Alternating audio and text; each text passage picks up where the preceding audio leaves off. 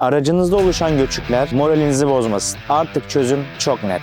Biz boyasız göçük onarım merkezi olarak aracınızın orijinal boyasına zarar vermeden, değer kaybı oluşturmadan profesyonel çözümler sunuyoruz. Kapı göçükleri, park hasarları, dolu hasarları ve küçük darbeleri boyasız, hızlı ve garantili şekilde onarıyoruz. Aracınız serviste günlerce kalmaz.